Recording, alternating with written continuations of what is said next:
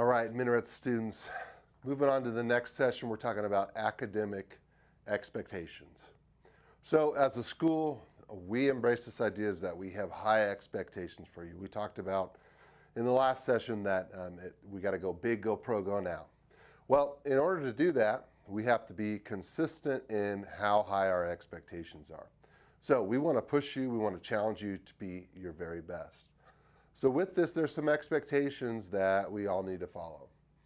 First, you will see in our behavior expectations video, our video that we're going to put out, it's going to talk about all the expectations as it relates to, Mustang pride, language, respect the tech, working bell to bell. And you're going to get a little bit of that later. But as it relates to academic expectations, let's talk about bell to bell. When you're going to class, it's important to be on time. So if you are tardy to class, if you continuously tardy to class, you're behind. You don't get to class on time.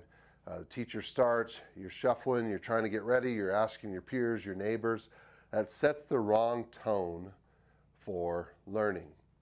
We have 85-minute classes, and it's important that we get there on time and we work all the way through. And your teachers are going to design lessons for that very purpose. We have 4-minute passing periods. It's not a ton of time, but it is plenty enough time to get from one class to another. But that's why we do have a good-sized lunch. We don't have a short lunch. We have a good amount of time for lunch. And that's also why we encourage you guys to be involved after school. We have lots of time to interact with our friends and our peers. But when it comes to class time, we got to be all business. So get there on time. If you have a lot of or if you have tardies that keep piling up, you will be included in behavior intervention, which takes place during the end of third period into lunch. So your lunch is going to be shortened, and that time is going to be to make up for that time you lost for being late. So make sure that you get to class on time. Make sure that with your computers that you're treating them well, that you're not trying to go around trying to install stuff, trying to go around the network, trying to add hotspots and things like that. We need you to be all in on school. So make sure that with your laptop you treat it well, both in how you conduct yourself with your laptop, but also physically making sure that you're taking care of that. When you get to class, the first thing that you should do is sit down, open that laptop up, and get ready for the class. When the teacher's talking and they want you to listen, our phones are away, our laptops are closed, and we're soaking it in. We're listening to our teacher. That is the expectation for the entire class. So just like we expect our professional adults to act, with your phones we expect you to act in that way. You don't need to be on your phone during class, texting, looking for stuff. You need to be working, need to be all in, need to be focused. If it's a distraction, then that phone's got to go away. As a teacher, as a school, we have the ability to take your phone away or make you put it away and not use it.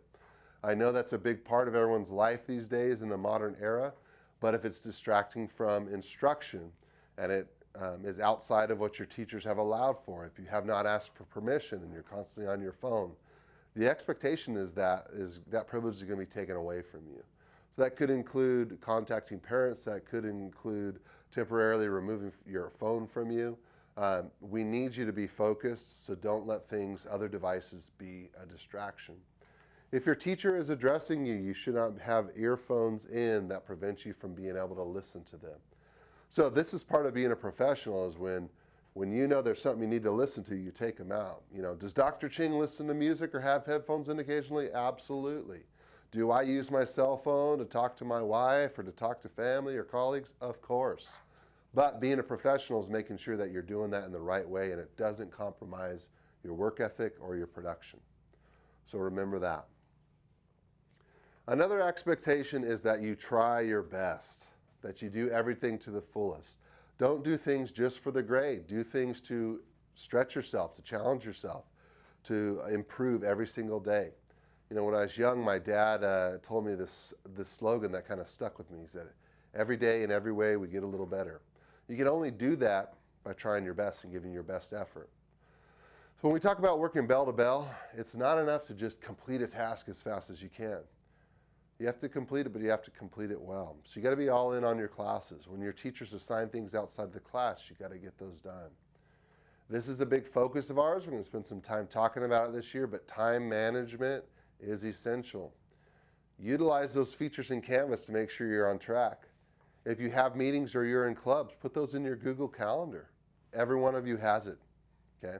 Everyone has a calendar that you can set reminders to and remind yourself to attend things.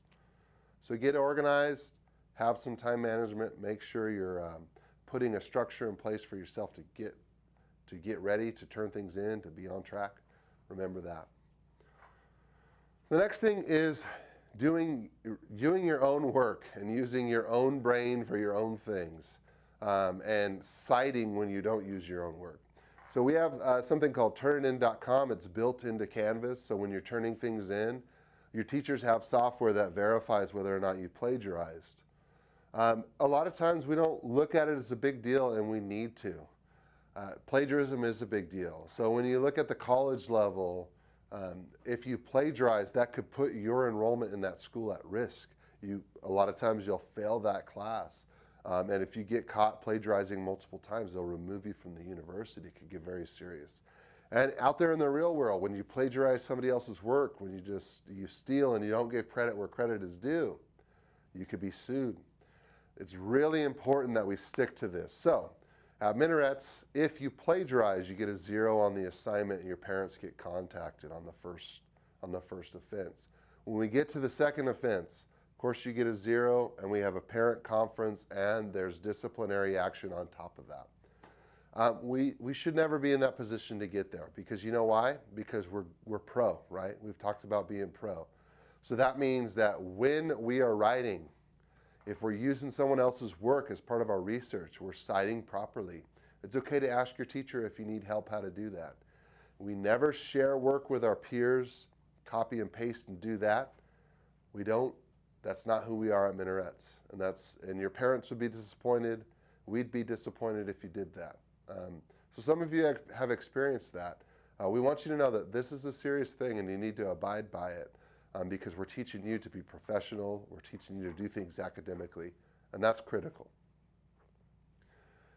So we expect everyone to push themselves to not only pass their classes, but do really well. And we expect you all to rise to what you're capable of. If you don't meet the criteria, or if you do meet the criteria, which means you have an F or more, you will be assigned to what we call intervention. Every 3 weeks we're going to pull grades, and if you have Fs, we're going to assign you to intervention, and that is a period built into the day, part of lunch, part of the end of fourth period, where you will be in a class with a support teacher, and you're going to be asked to make up that work, make up that time. And that is not a punishment, that's a layer of help and intervention to get you guys some support to make sure you are passing your classes. If you play sports, you're asked to have a 2.25. We pull grades 3 weeks at a time, and there's a probationary period, but if the second time you come around and you don't have a 2.25, you're not going to be able to play. So we take these things really seriously because we want all of you to perform and do well.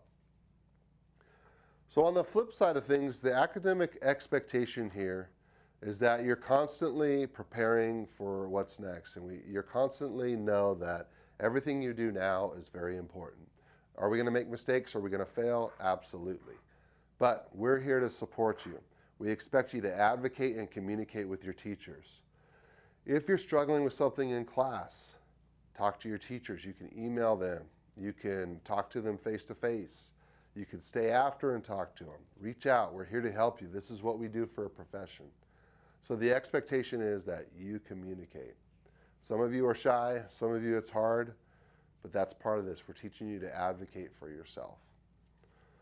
I hope that you're ready and excited for a great year.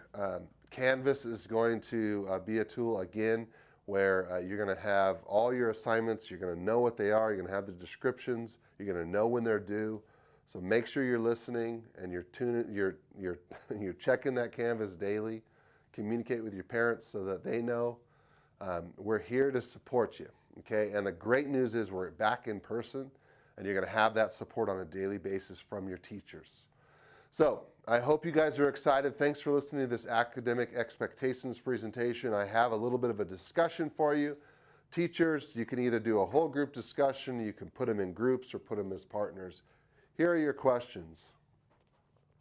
What challenges do you think that you're going to have to adjust to coming back from distance learning now that we're in person?